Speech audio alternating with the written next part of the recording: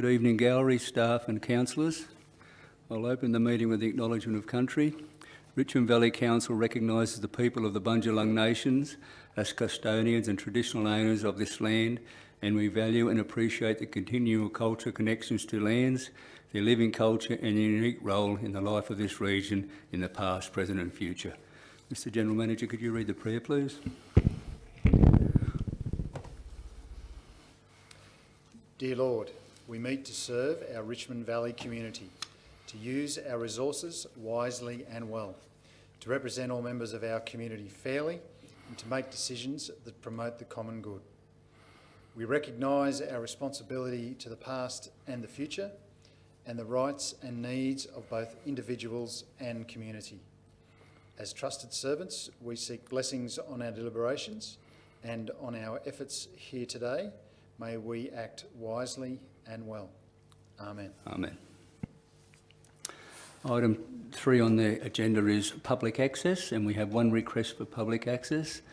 It's from the Vice President of Corocai Golf Club, Mr James Voigt, and it's an item 15.1, Mid-Richmond Place Plans Post-Exhibition. I'll ask Mr Voigt to come forward to the lectern, please. We've got Greg too. And Greg's the President. Sorry, it wasn't on my paper that you were speaking. That's fine, but always welcome. So just step up and up to the lectern, and you'll have 5 minutes to speak, and the bell will go at 4. But we're pretty, as usual, pretty easy with that. So just we're very casual here. So just when you're ready, get underway. Thank you.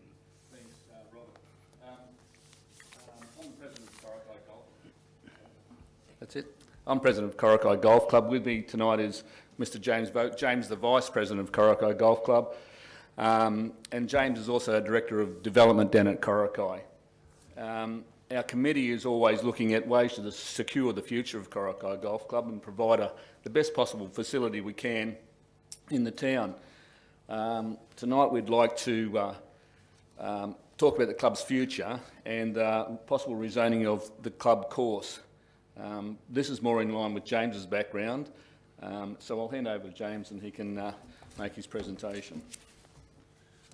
Thanks, Greg.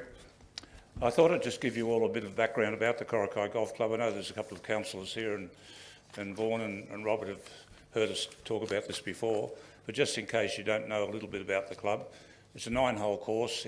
Most of it's in flood-free land at the back of the village. The course is maintained by a team of volunteers, so we haven't got green staff as such. We don't pay them.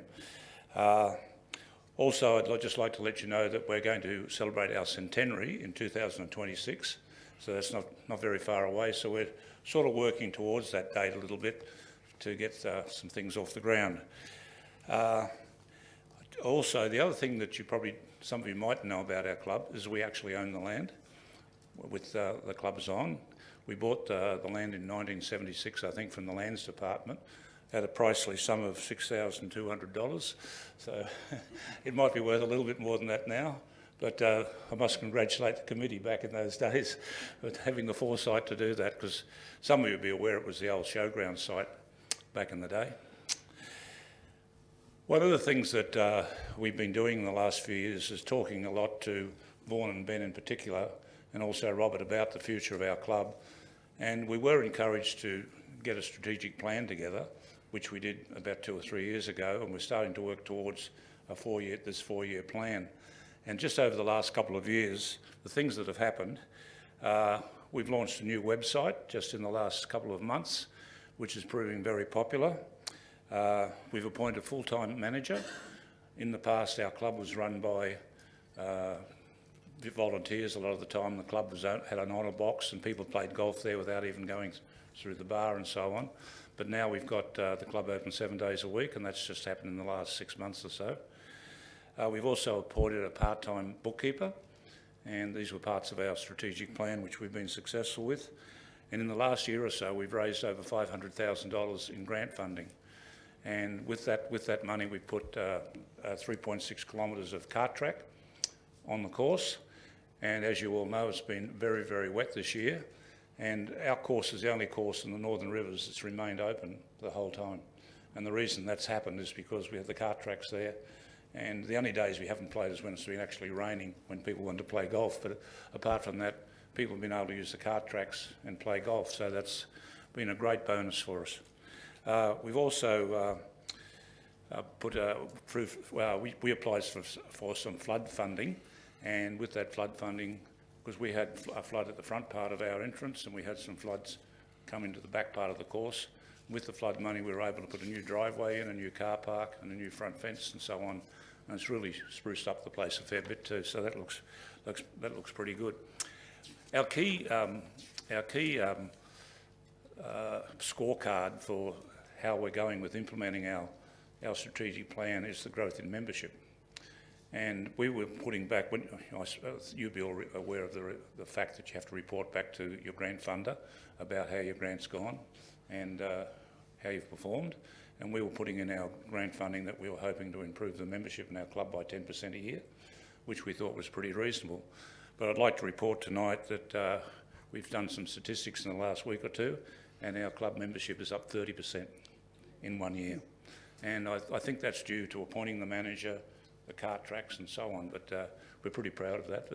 We've got about 180 full-time golfers at our club, and now we've got 240. So we haven't seen the real result of that yet, because since all these people have been joining, it's been bloody wet all the time, so it hasn't been too happy. We haven't been too happy with that. And we're also about to, we've just got DA approval and all the approval through council to build a new kart shed, and we're putting a 20 unit kart shed up near the clubhouse, and we're hoping to attract That's just more a people. 4-minute, Bill. But keep going. Okay, I better hurry up. Keep going, you're right. Okay, so the kart shed's going up because the majority of our members are over 55, and most of them want to use a kart to play golf, although a lot of the young ones do too now. The other thing I'd just say about that is that although the average age of our club is probably plus 55, we currently have 5 golfers in our club whose handicaps on average is 0. So we've got 2 guys under 0, 1 on 0 and 2 on 2. And, you know, it's not bad for a little club to have 5 golfers of that standard in the club. I want to talk really quickly about the Pod Village, because we've made claims to want to manage the Pod Village in some way or other after the Pod Village closes down in its current format, and we've talked to Vaughan and Ben about that at length. We've decided not to do that anymore. The club's had a lot of trouble with the Pod Village. We've had increasing crime at our facility, and in all ways, shape and form, flags missing, people driving on the greens, 2 break-and-enters at least, Greg, in the last little while. We've worked with the police on all of that, but it's been a bit disappointing. And even last Saturday, we found a whole lot of syringe packets and things on a seat just near the edge of the village. So, been a bit disappointing. So we've changed tack now on what we want to do with the Pod Village, and instead of doing 2 or 3 different things that we've focused on doing, what we want to do now is see if we can get a stay-and-play motel, and we'd prefer that to be on our land. But if someone offered us the back 2 rows of the Pod Village, we'd take that anyhow. But we don't want to take over the whole 56 units that are there now, which we've indicated we did want to do previously. I've looked at some history of some motels on golf sites, like at Tenterfield, at Wingham down near Taree, and stay and play is a really, really growing business. And the one at Tenterfield's booked out all the time, the one down at Wingham booked out all the time. So we think there's no accommodation in Corofai, and as Deb's always said, it's one of the real negatives of Corofai, the fact that there's no accommodation there. And so a stay-and-play motel would bring people to the town to play golf. It'd enable them to come to the town to stay there to visit friends and attend funerals and weddings and all those sorts of things too. So we're really going to start pushing the idea of that, and we'd like council's support when we start to do that. The other thing that has happened, and this comes right now back to the Corofai Place plan, we want to change some of the zoning at our club, because most of the course is zoned RE1, I think it's called. Is that right, Vaughan? RE1. And really with RE1 it's recreation, and you can't really do much else. And The little part where the clubhouse is RE2, but the rest of the course is RE1. And we've written in on the place plan showing where we might put the stay and play motel and where we might put a retirement village in the future as well, but we can't do that at the moment because the zoning doesn't allow us to do it, or won't allow us to do it. Now, tonight you're going to have a look at the place plan, in particular for Coraki, and the recommendation is that the current planning and the current report be accepted as it is for the Coraki part, which we don't want to happen. And the reason we don't want that to happen is because we want the zoning to change soon rather than later. And the reason for that is if we go to a developer and tell a developer we want to put a retirement village, then the first question they'll ask us is the land zoned? We can't sort of start talking about that idea. Well, the same with the stay and play motel. If all of a sudden the opportunity comes up for us to get 10, 12 units from the pod village, and we've got nowhere to put them because the zoning's not right. So we don't really want that to happen with a DA in 2 or 3 years' time and then delay the process. We really believe that some of that, and in our submission we put a diagram of where we want the zoning changed. Even Mike Perkins from council here even suggested we might apply to get the whole land zoning changed in one fell swoop instead of little pockets. So when you're considering that tonight, we'd really like you to think about that, because delaying that process might delay the opportunities that we've got. Just to finish, am I allowed a couple of more minutes, Mr. Mayor? A couple more seconds, just to finish. Yep. I just want to talk to you about the purpose of us being here tonight, really. One is to get council support and for the things we want to do and let you know what we're doing. And every time we've talked to Robert or anyone on council, they've always been most supportive. But there's some little things that can help. In particular, when we apply for grants, we wouldn't mind going in partnership sometimes with council to apply for some of our larger grants that are community focused in particular, instead of us going by ourselves to try to get some money. Some of the times when we're trying to do things, there are significant council fees, and that really puts a strain on what we're doing, and we'd like to see sometimes some consideration be given to those costs as well when we're trying to go forward, especially with things that benefit the whole community.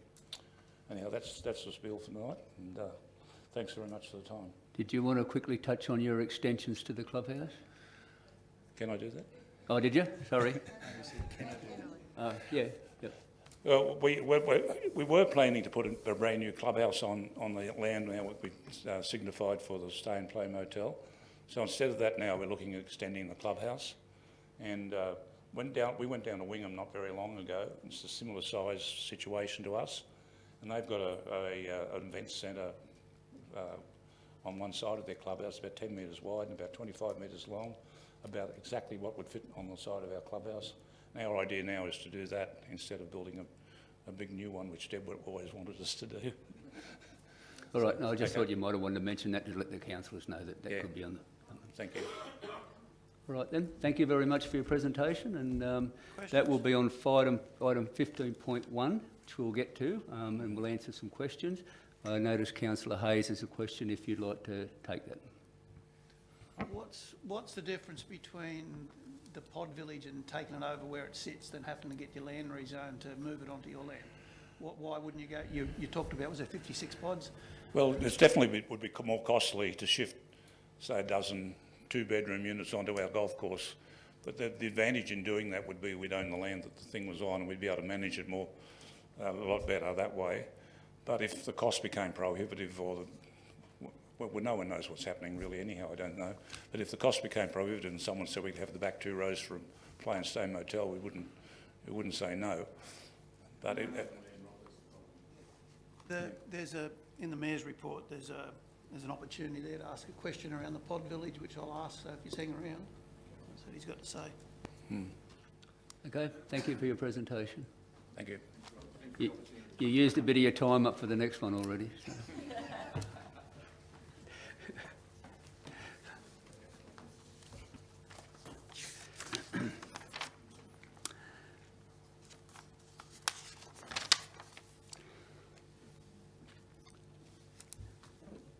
Next item's item 4, apologies, everyone's present. Mayoral minute, there's no mayoral minute. Confirmation of the minutes of the extraordinary meeting held on the 25th of June. Can I get a mover, please? Councillor Hayes, seconder. Councillor Deegan. Everyone okay with the accuracy of those minutes? I'll put that motion. All those in favour? Carried. Matters arising out of the minutes. Has any councillor got a matter arising? Councillors, I've got one on page 14, 17.5, I think it is.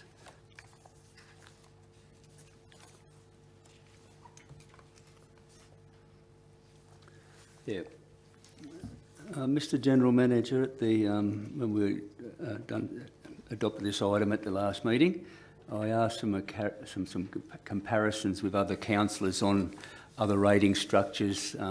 We had the comparable to other councils for residential, and I did ask for at a future date for business and farmland and that. Yeah, so our team started to look at that, and I think they quickly found why the average residential rates tend to be the only ones that are published, because it is quite a complicated exercise, and you tend to not be able to compare apples with apples, oranges with oranges. It's very different, their rating structures, particularly in business categories. Some councils have business categories that are different for different parts of a council area.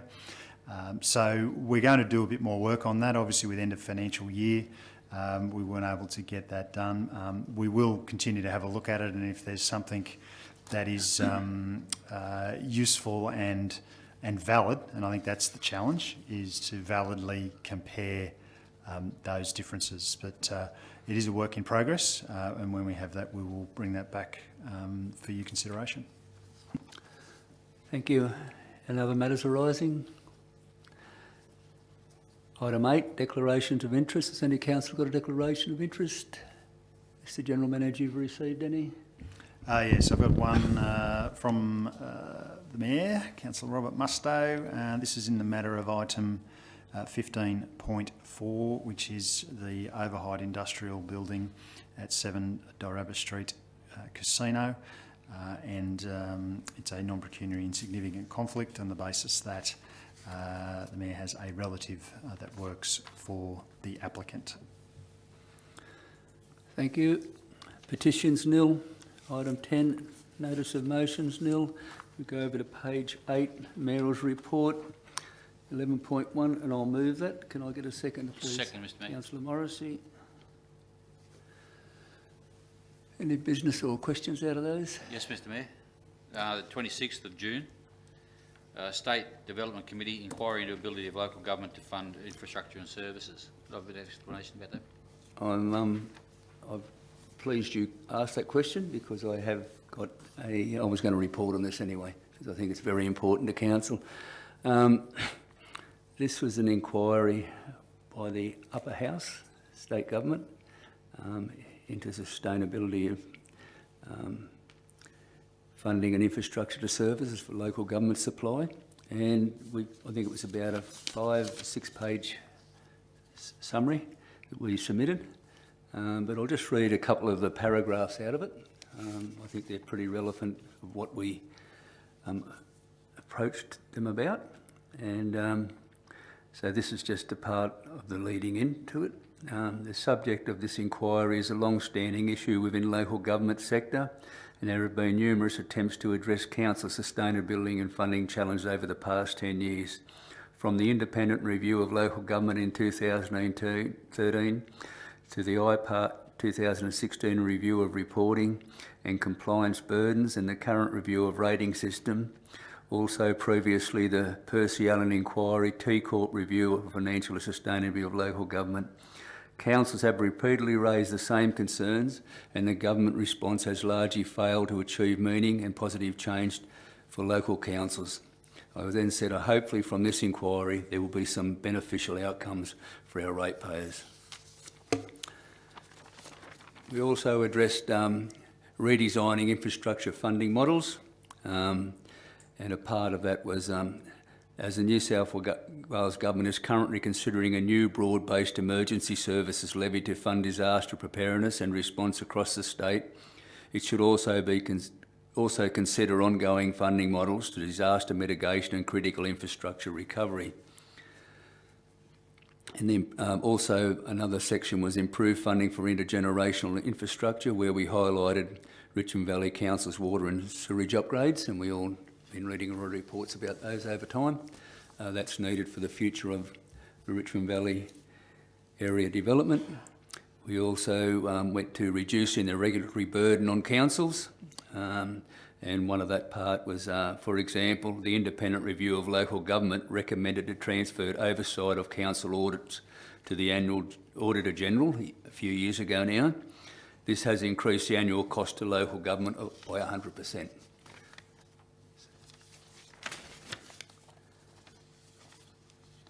And this one's very relevant. It's just how they can make regulations, and it costs ratepayers a lot of money. The new interment industry scheme introduced by the Cemeteries and Crematorial New South Wales is a prime example.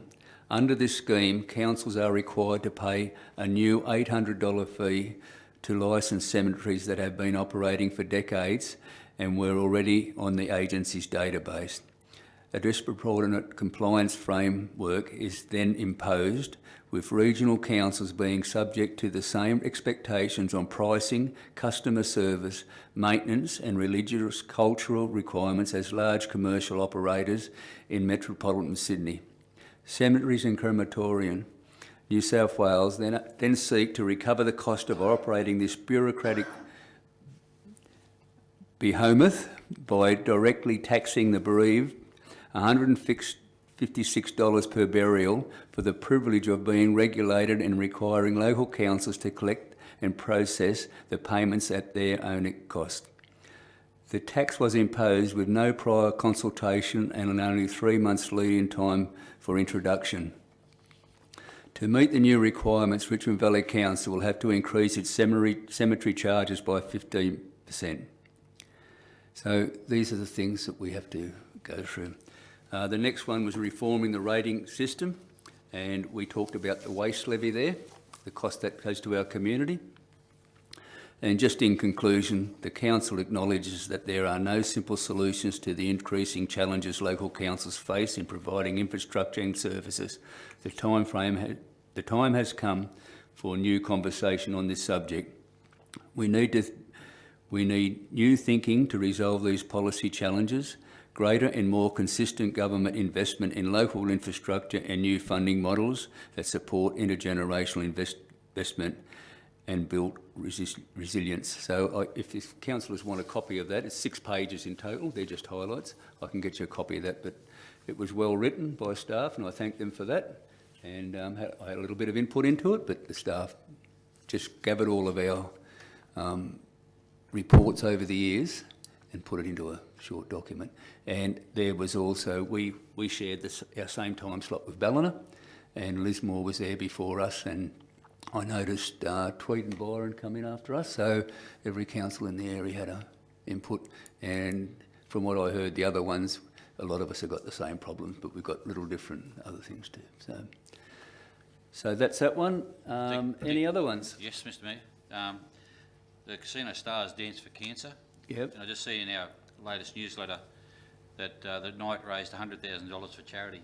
I just think that sort of needs to be, if you don't mind having a bit of a comment about that. Yeah. Being you were one of the judges, but thankfully you weren't dancing this year. Yep, it was a very, very great night for the community. It was well supported. It was sold out, I think, in about 30 hours or 36 hours of going on sale. The dances were very good. There was 2 outstanding ones, but they were all, the rest of them were great. It was a fun night and everyone enjoyed themselves, and as you said, $100,000 was unbelievable to raise that. The previous one in 2018, which I danced at, raised 60,000, and this was 100. So it's a very generous community, and the Cancer Council just couldn't believe that a small community like ours can contribute that much, and it's a long way in front of some of the bigger centres where they hold these events. So it was a great night. The 2 main acts were very, very good, hard to split, but yeah, it was good. But as I said, every contestant put their heart into it, and you could see they had practiced to deliver a good routine. So it was a great night. Thank you, Mr Mayor. And just the last one, just a good news story Hope about so. this. On the 6th of July, Save Broadwater School launch and community dinner. I attended that along with Councillor Hayes. We also had a member for Clarence, Richie Williamson, there, and he delivered some very good news to him. So it went from like being a evening of a launch of a protest and save the school to a celebration of the school's going to be saved. It's will be start to be demolished, I would think, by the end of the month. The Reconstruction Authority will take that over, and that will be the first of those powers will be used by the Reconstruction Authority. They've had them for a couple of years now, or a year or so, never used them, but this will be the first time they have. So that school, they're still saying that by the first school day of term next year, the students will be in that school. And it's not getting built on site. Naturally the foundations and everything will be, but they're being built and they'll be modular and bored in, but they not the old standard modular we used to know. They will be a class act. So, they'll move them in, and hopefully, weather permitting, the children of Broadwater will return to their school. The sad part of the night was they had been in Evans Head now since the floods, and the school captain there won't get to go to a new school, but they're going to invite her back for that. She'll be in high school. So yeah. So I don't know if you want to comment, Councillor Hayes. You were there. Yeah, well, I was going to ask a question in this part of the meeting anyway. What's happened since the other night? Has there been any updates on what the Reconstruction Commission are actually doing? I see the DA's been withdrawn from council, so where's it up to now? What's happened in that time? I've got a call the other day to say that everything's on track, and as I said, hopefully by the end of the month, the demolition will start. Yep. Can't ask for more than that. Yep. It's at least it's heading in the right. It's heading in the right direction. It was a good night. They have good Yep. food out there, and yeah, really good night. So. Yep. Yeah. I've got a question for Yep. you. On the 26th of June, the Reconstruction Authority future of Corocai Temporary Housing Village. What's the future? What's their idea for the future there? You might have to help me here a bit, Mr. General Manager, but I believe they are extending the time frame for those pod villages to stay there, and I don't know exactly how long that will be, but it will be extended because they have nowhere for those people to go. And there are still people, they said, that are flood affected, still looking for accommodation. So they've got it in private places like that they're paying for. So I don't know, and they could extend it further. I know the one at Canella Bar is being dismantled because it's on sporting fields. Well, I hear that reports in the paper. That's the General Manager. You got any more than that? Wallingbar, sorry. Yeah, so yeah, the Wallingbar one is. Apologies. I think it's to be decamped by, is it June 25? So I think it's still there's a process they've got to go through, so they give plenty of lead time.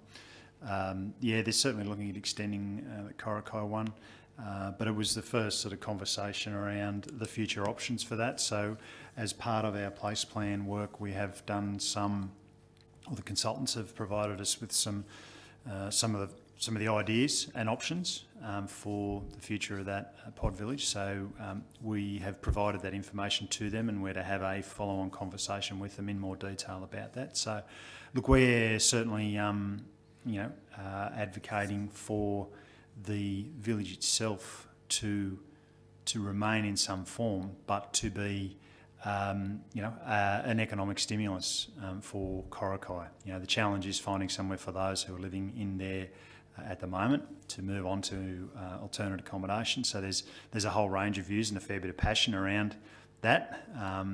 So Reconstruction Authority are certainly aware of that. They've got to work through, obviously, finding alternate accommodation for the people that are in there, so that then the pod village can be utilised for some of the ways that people think that it can be used for the future benefit of Corokai. One of the opportunities is to, if you use it in some more short-term type operation, whether it be like motel tourism accommodation, it is still there to be flipped back to temporary accommodation for a future natural disaster. So there's a fair bit to work through. The consultants have done a good job in giving us a framework to sort of have those conversations and to assess some of the decisions that need to be made. So we're actively involved with that, and we will continue to keep council up to date on that and when decision points do occur. While you're going, what happens with the Evans Head, the caravans in Evans Head on the reserve? Wasn't raised, was it? It wasn't raised in that conversation. It was specifically about Corokai. Look, it's we're not getting much. We have really ever had feedback about it. It's been received quite well. I don't know whether that's different for yourselves as councillors, but I think because it looks like it's a caravan park, which is obviously what that land is used for. It's been well accepted, and but I haven't had indication of when it's going to be decamped. Again, I think the first step was the Wallingbar one, so they're dealing with that and finding alternate options. They'll probably, once they work through that, then they're in a position to think about which one's next, but they're not at that point at the moment. Any other questions? Put that motion, all those in favour? Carried. Delegates' reports on page 9. 12.1, Rouse County Council. The mover? Move that. Councillor Humphries, I'll second. Any questions? Put that motion in, all those in favour? Carried.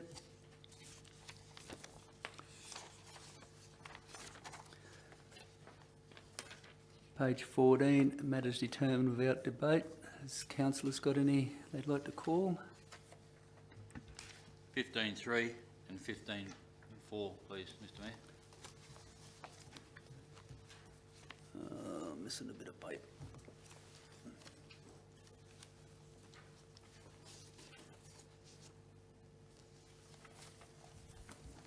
Just give me a second, I'll put a piece of paper somewhere where I shouldn't have.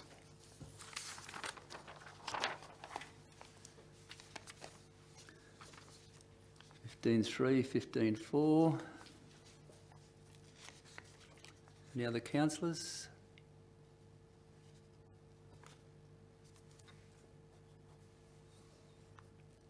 Anybody want to call the Mid-Richmond Place plans? I'll call it. Sorry? I'll call it 15.1. Yep.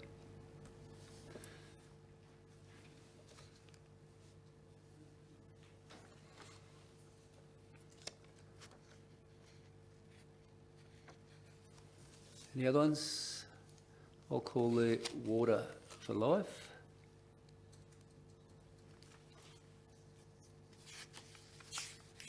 And the infrastructure, 14.2. So I need a motion for 15.2, 17.1 and 17.2. Move, Mr Mayor.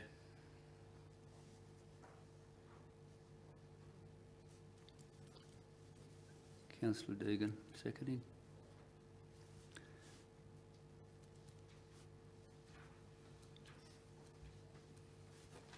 Put that motion in, all those in favour? Carried. Page 15. I'll move that. Can I get a seconder, please? Second, Mr Mayor. Councillor Morrissey.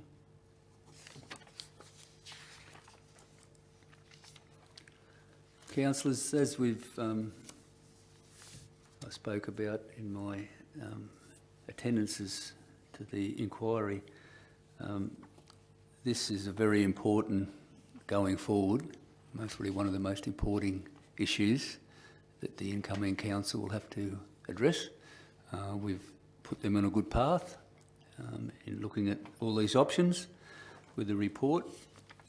And I just want to go to page 16, where it touches on the upper and lower river requirements. The casino water and sewerage works included in the strategy will support activation of the regional job precinct, creating 1,900 additional jobs for the community, as well as enabling major housing development at South Ferry Hill, with up to 1,600 new homes in stage 1. These works will help to secure the town's long-term water supply, provide consistent high-quality drinking water and improve the environment performance of the casino sewerage network. Completion of stage 2 of the Evans Head sewage treatment plant will provide a sufficient capacity for the 3 mid-Richmond communities it serves, as well as catering for increased tourism for the next 25 years and improve the environment performance of the plant. Improved long-term water security for Evans Head, Broadwater and Woodburn is also being addressed through Rouse County Council's current development of the Mid-Richmond Groundwater Project, providing a reliable second source for dry periods and additional water treatment. Improvements are also planned for Coracai's water and sewer network, including an upgrade of the sewer treatment plant and replacement of existing water reservoirs. Councillors, as I said, without sewer and water, communities just can't survive, and these projects are covering every town and village in the area, and we also add into that the Rapville upgrade of their sewer. So it's very, very important that this keep rolling on, and the Richmond Valley Water for Life 2050 strategy, it sets a new path to deliver the essential water and sewer infrastructure. So I don't think a lot of people realise in our community how important this strategy will be and where it'll take the future of our community. I also note on page 17, there was in the consultation, there were calls to explore other rainfall independent water sources such as desalination, indirect potable reuse. Rouse has been investing heavily in this infrastructure, and there will be reports come available in coming months on those issues. So where that takes us down that path, we'll have to wait and see until those reports come out. Any other councillors? Yes, Mr Mayor, through you. Just like to thank Ms Hazelwood for that report. It was quite easy reading and well put together, and another good report put together. Also, I'd like to, on page 16, the last paragraph was quite an important paragraph as well, which I won't read out, but you can read for it. Thank you. And just looking at that, these assets can remain in service for up to 100 years, and we're seeing that with our own council's own sewage treatment plant in Casino. It's been around for getting up to that close time. So it's an investment in the future, and it's a credit to this council actually that we've taken up that charge to secure everything for our community in coming years, for decades. And it does say in there generational change, and it will be for generations. Mr. General Manager, do you want to comment on anything? Or? No, I think it's a really important piece of work looking to the future, and $200 million over 25 years is a big spend. It's going to be a big challenge for us, but we are getting on with being as ready as we can be to secure funding, in particular in the first step for the Casino STP. We've secured funding for the Evans Head STP. So, plenty of work to do, but we've got a project team driving this, and we need to just keep that momentum. Thank you. Any other speakers? Put that motion in. All those in favour? Carried.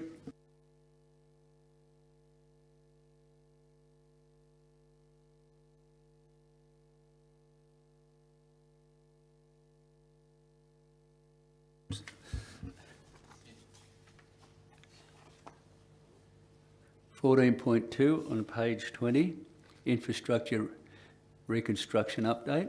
I'll move that. Yeah, second. Councillor Hayes.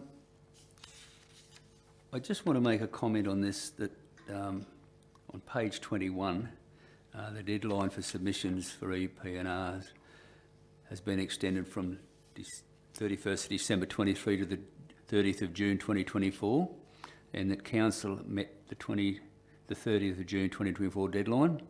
So they're all been submitted, but I know there was at one stage a lot of councillors really finding that timeline hard. But I believe we were well and truly in it. And if you go over to page 22, you'll see there was 90 claims submitted. Number of claims under assessment are 40. Approved claims by New South Wales are 40. And there's 10 in there, number of assessed claims under review by council. Could you give me a bit of an update on that, what those 10 are, or not actually the individual, but what that means, please? Yes, so obviously we've submitted the 90, and as part of that process, our infrastructure recovery team work closely with the Transport for New South Wales teams that are assessing the EPAs. So the EPAs are a more detailed application, can often include geotechnical reports and designs and market testing. So there's quite a bit to it. Some of those that are under review by council, it suggests we've had some feedback from Transport New South Wales where we need to potentially fill in some gaps or provide a bit more information. So our team will be actively doing that. So, but obviously the good news there is we've got an approved total of 30 million, plenty of work to do to get it up to that 100 million, which is around what we expect to, you know, the ultimate investment in recovering our road network from these floods. Councillor Hayes. Just probably a bit of housekeeping down there on that approved projects. You've got Ocean Street, it should be Ocean Drive, Evans Head, the footpath. And on page 23 it goes on, you've got scheduling. When's the town streets for Woodburn and Evans Head and Corrockeye due to come into that schedule? Are they years away? Are they something that's going to happen soon? Yeah, through you, Mr Mayor. So Council's got a program we had to submit to on June 30 that has that program delivered by June 30, 2026. There is works planned in the second half of this financial year, or the first half of this financial year, to hit them projects at Woodburn and Corrockeye and Evans Head. So.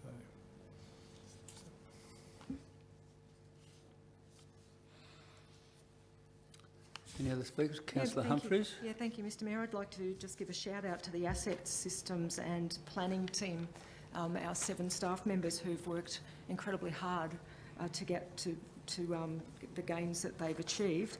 And just to talking about partnerships, where Transport for New South Wales, they appointed INDRAS in August 2023, and now there's this pilot that's they've embedded the new processes, and they've got a pilot program that's going to be used by other Richmond Northern Rivers councils. That's another incredibly good achievement by council, like council's input to that, and another sharing, another thing where we're sharing with other councils to make everybody, all local government, better.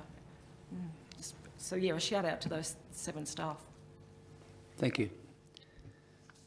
Any other speakers? No. I'll just, in closing then, I'll just go to page 23, and I know I do read a lot of the reports, but I can't put any words better together than what they are, but I highlight them because I think they're very relevant for our community to hear them. Council is continually programming works and procuring contracts to enable the efficient delivery of all projects within the resources it has available. Opportunities to use local contractors and suppliers are being maximised, while also attracting specialist contractors to the region to complete works where the capacity is not available locally. And as said, by 2026, we hope to deliver all the EPA and AR projects. Today, some councillors that were available, we done an inspection on the Nortons Gap landslip, and I think I was out there around 2 months ago, and the progress that's happened in that 2 months is unbelievable.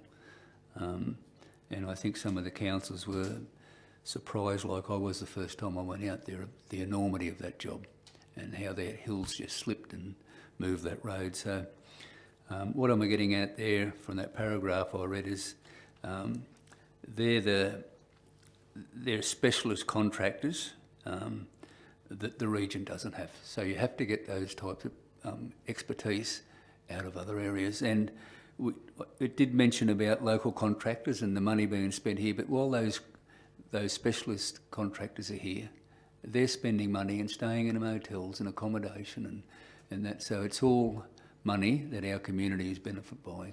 But what we can't do ourselves, we do locally, but then, as I said, sometimes you get a specialist. So I'd just like to say that to anyone out there listening that is affected by the Nortons Gap Road, it looks to be on target, and hopefully by Christmas it'll be reopened. So I'll put that motion then. All those in favour? Carried. 15.1, Councillor Hayes, I believe. Yeah, I'd just like to move the recommendation.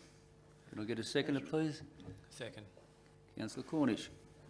Councillor Hayes. Yeah, look, these documents, you know, they're a hard read, but they're a good read. There's lots of good stuff in there, and it's going to guide us over the next, 25 years or so.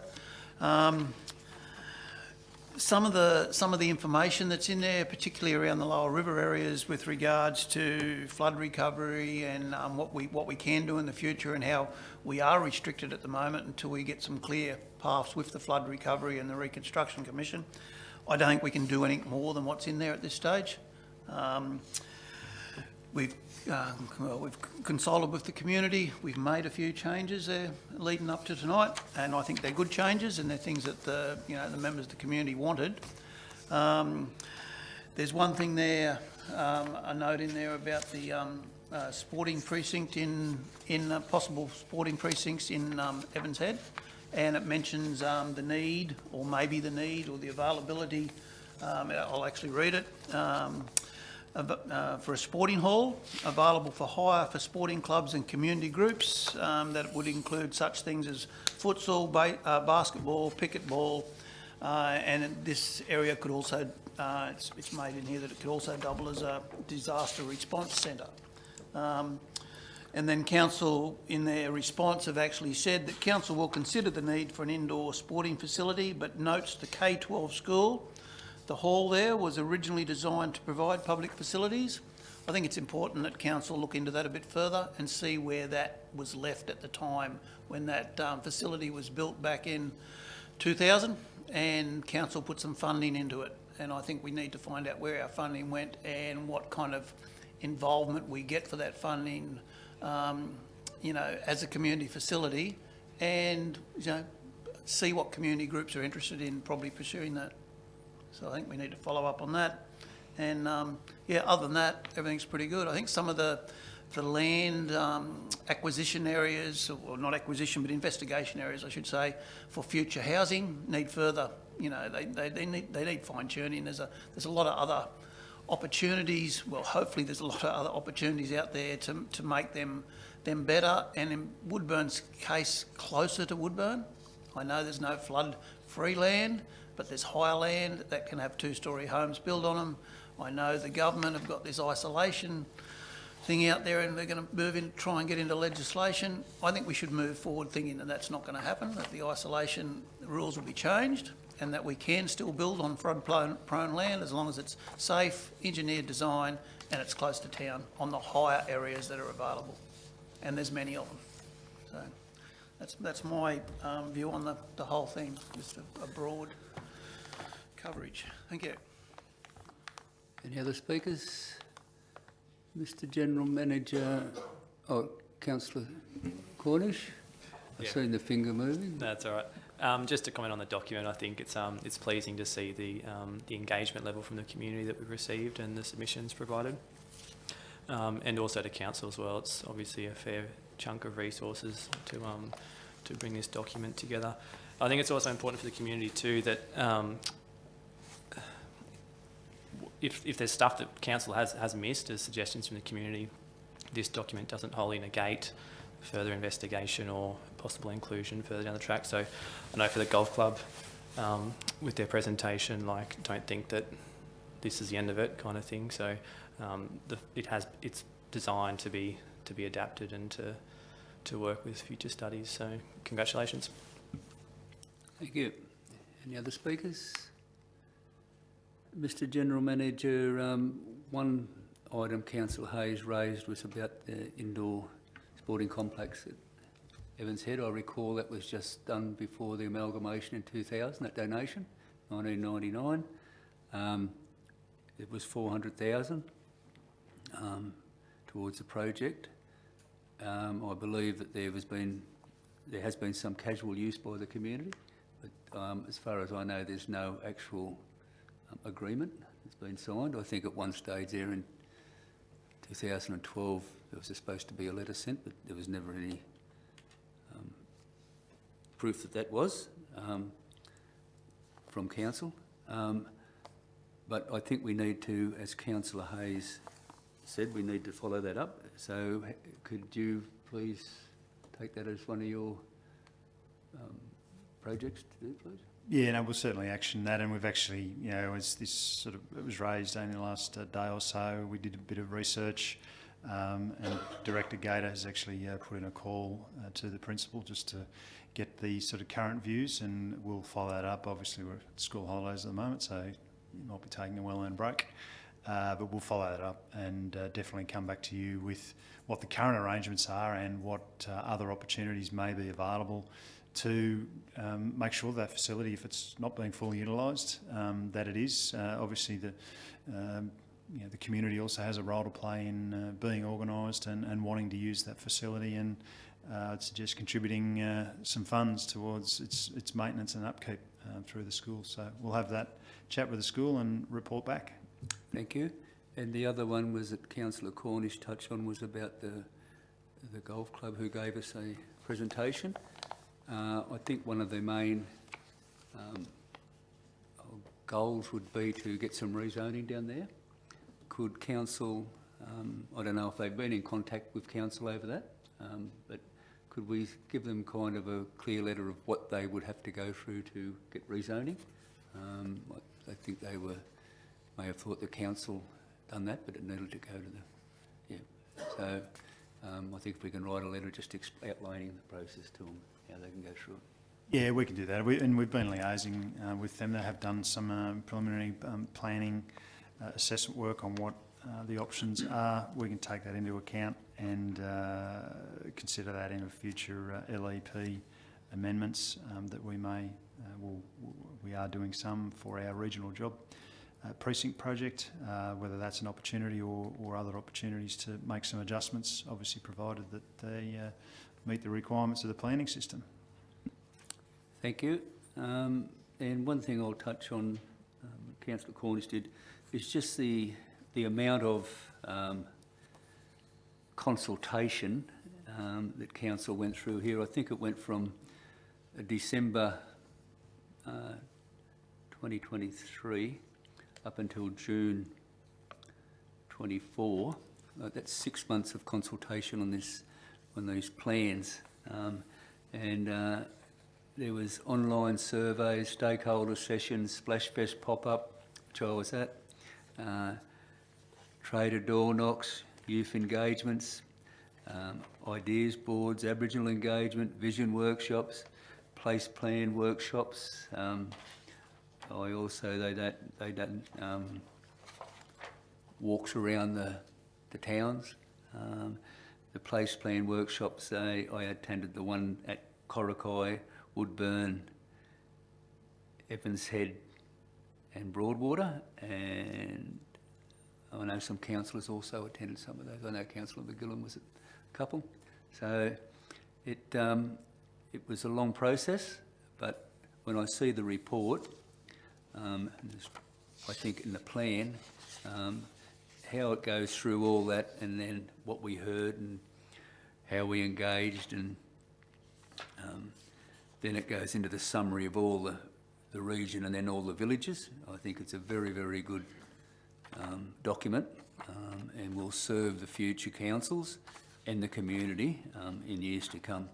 And I do note, I won't read it all, but I do note that these adaptation strategies and the plan was done under a lot of, what would I say, other adaptation plans being done by the Regional Disaster Adaptation Plan, the R8, and also the CISO flood study are still to be developed, and there's a lot of uncertainties what will come out of those, but it does say that despite these unknown elements, the plans seek to establish a strong foundation for future adaptation and economic renewal. And as new policies, programs and plans become available, the place plans can be updated to reflect these new directions in consultation with the community. So it's not locked in stone.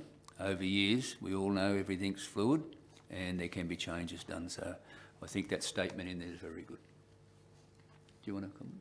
Yeah, I really just wanted to acknowledge, well, as you're all aware, we did get funding from the Reconstruction Authority towards this project, a couple of $100,000, so that certainly assisted us, and it includes that disaster adaptation component, which was a requirement for that funding. So I just wanted to acknowledge the Reconstruction Authority, who we work with very regularly, so that's helped us. And also, you know, I think to achieve place plans across these communities in really it's only a 6 or 7 month time frame, and often these sorts of documents actually do take quite some time longer to achieve. So I think we've kept the momentum. It's been delivered on time, and so I just want to acknowledge our team who've been driving that, but also acknowledge the Place Design Group who led the consultancy for that project, and supported by Meridian Urban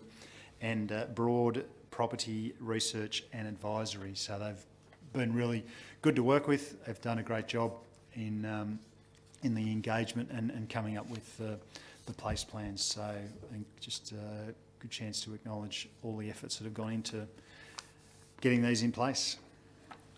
And just in closing, could you please pass those thank yous on from council to staff and to the consultant? But I think the good thing out of this is the engagement the community had back with council. I think I congratulate the community for partaking in this. I think it was good to hear their thoughts.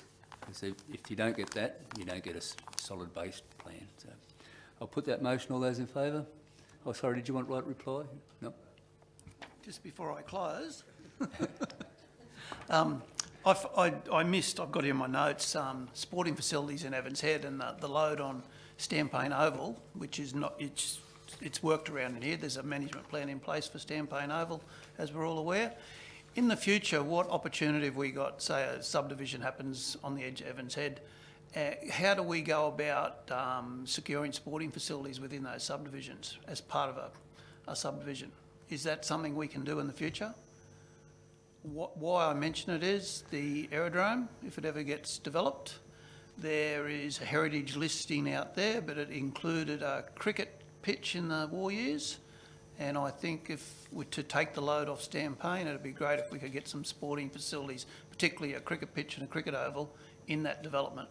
And don't miss the opportunity, because it's probably the last opportunity for further sporting areas in Evans.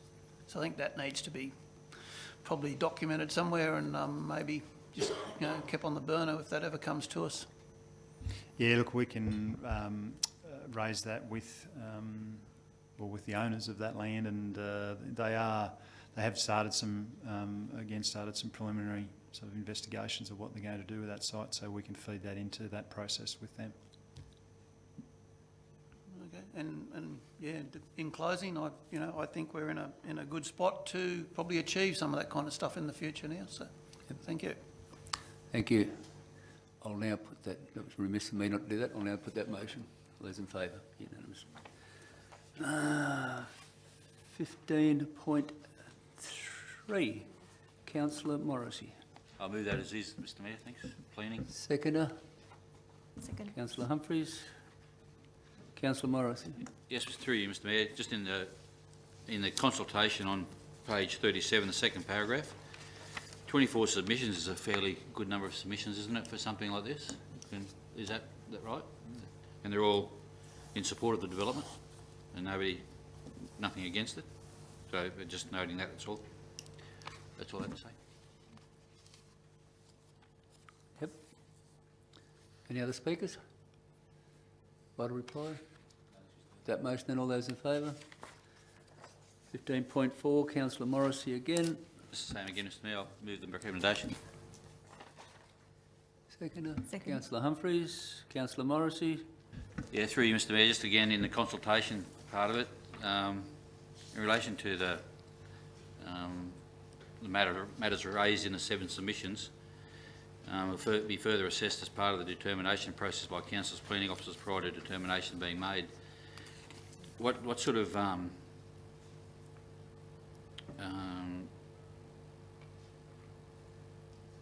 assessment does have to be made in relation to parking and all that sort of thing?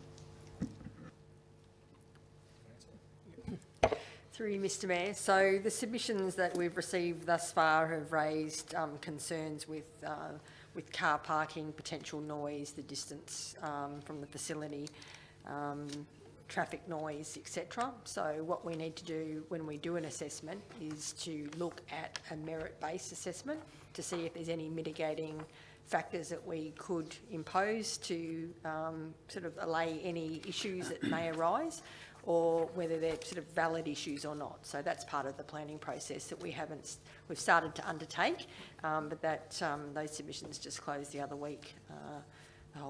There was no submissions that had raised a concern with regards to the height, which is what's before council this evening. Thank you. Any other councillors? Right reply. Put that motion and all those in favour? Carried. I believe we now move on to item 18 on page 48, general business, there's nil, and then on to page 49, matters for information. Can get a mover, please. Move, Mr Mayor. Councillor Morrissey, Second. seconder. Councillor Cornish, thank you. Councillor Morrissey. No, thanks, Mr Mayor. Any other councillors? Yeah, 19.5, the grant applications, I see we've been unsuccessful for both the bikeway applications for the pathway between Woodburn and Evans and Broadwater. Is there any other avenues for grants for that type of work in the pipeline? Mr General Manager. Oh, look, I don't think there's any at the moment, but we'll certainly continue where they come up. I think that Get Active is one of the regular ones that comes up each year. So we'll identify where they're available, and we've got the work done. The work done to be able to submit applications. So we'll just keep trying. And in the minutes to the local traffic committee, of which I'm the rep on council, and Vaughan sat in on the meeting, there was a lot of talk about the truck movements around Broadwater at that meeting. That took up the bulk of that meeting. The lady that was there, Vaughan, from the Transport from New South Wales, was going to approach Transport for New South Wales in conjunction with Ballina Council to see what the deal was on the Wardell Bridge, and we're waiting to hear back. So what I'm saying is there might be some lights set on the truck movements around Broadwater once we get that information back to our next traffic committee meeting, which was scheduled for early August, I think. Yeah, so I'll let you know what happens with that. I think there's some hope there that bridge might relieve a bit of some of the truck movements through Broadwater. But other than that, there was no other answers. They talked about a south going on-ramp, is that right, on-ramp, off-ramp, and they just said no way that's going to happen, basically. So, yeah, so it's a bit of a hard case, but yeah. And there was talk about approaching the mill too, I think, in that, but that was held over till the next meeting. So we might hear more. Yeah, it's, I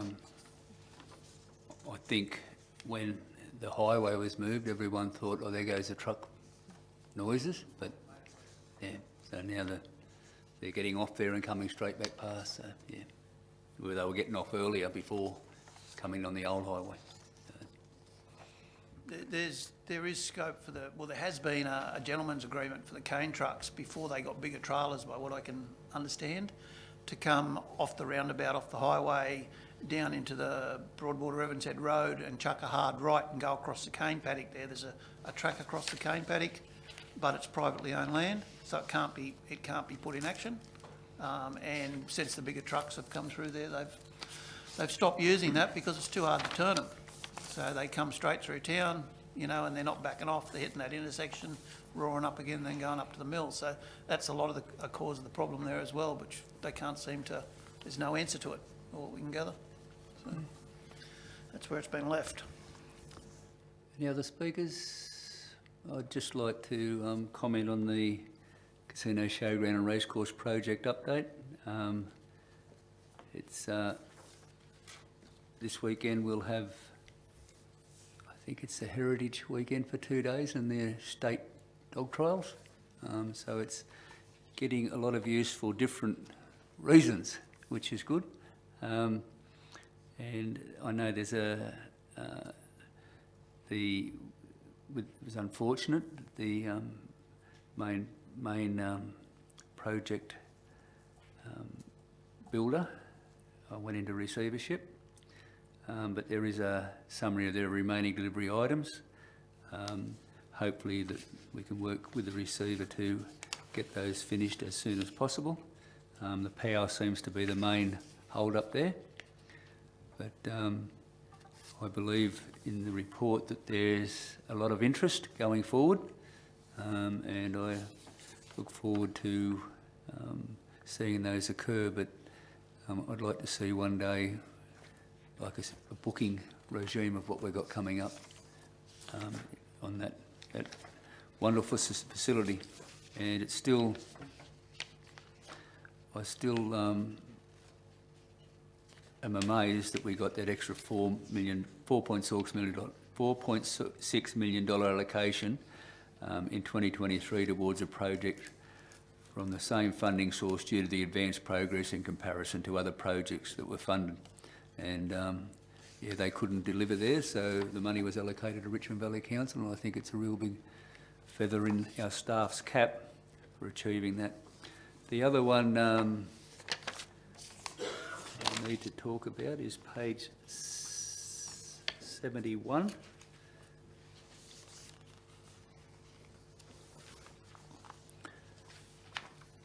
Mr. General Manager, the bottom graph there with the for June 23-24, there's almost $6 million in applications.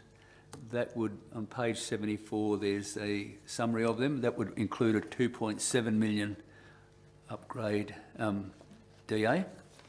But we've also had a couple of height variations, and 3 actually, one last meeting and these 2 here. I'm just trying to get a feel of what the DAs are costing. We never had a cost of those other DAs. Have you got any idea what they were worth? I see. I mean, so the value in that graph, the value of applications for the month of June. So those values are based on when the development application is determined. So that chart has any that were determined in June this year. So that would have... They totalled the 6 mil. Yeah, and that would include that 2.7 million one that's in the agenda. Yep, also. so there's one for 2.7. One in Walker Street. Yep, and so, some of the other ones that, the height variations and the like, so ones that are around 16 mil and others at about 7.5 mil. Sorry, say that again, 16? Just over 16, another one's at about 7.6, and the other... so they're the 2 overheights. One was last month, one is this month, and then the other overheight this month at McDonald Place was 4.9.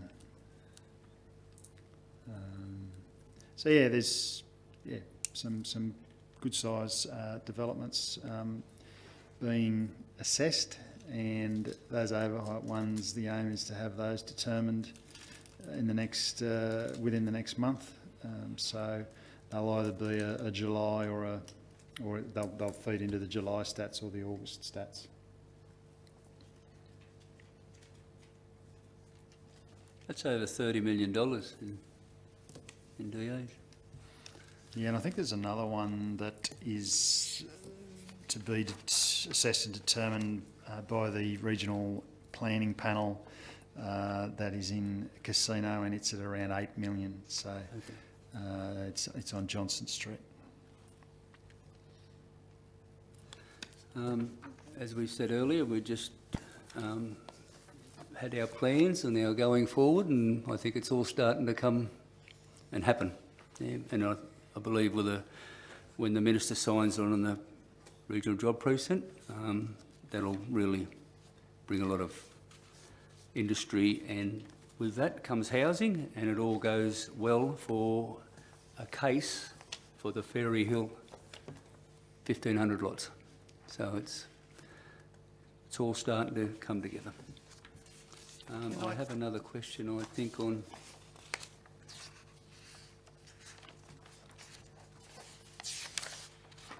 just bear with me for a minute.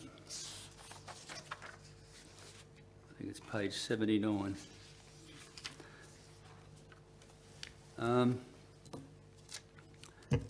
This was a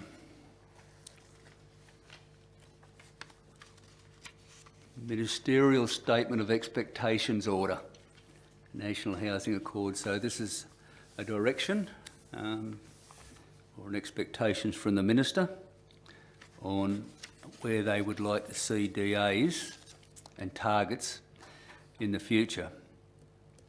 So if you go over to page 81, you'll see that there's some time frames there, and they talk between up till June 25, they expect them to be in 115 days after lodgement. Then every year it goes down to 85 in 2027 onwards to 85 days. And I recall at the last meeting, we had our DAs in a time frame, and in our area, we were 57 days. So we're going to have no trouble meeting that 85 days in another 3 or 4 years' time, hopefully. And those time frames for the region were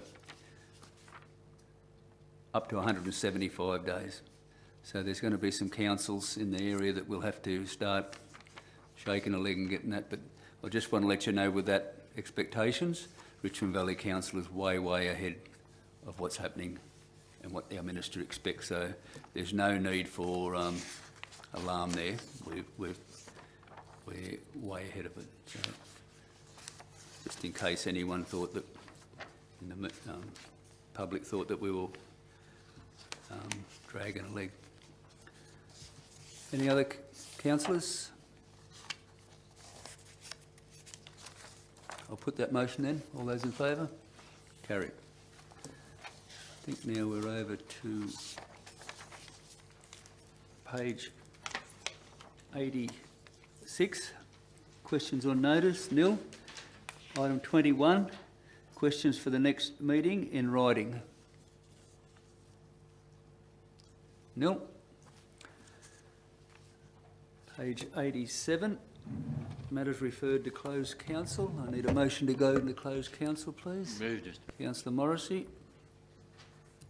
Seconder, Councillor Humphries.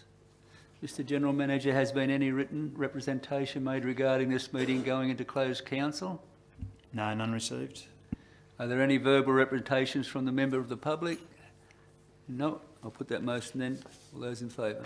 Carried.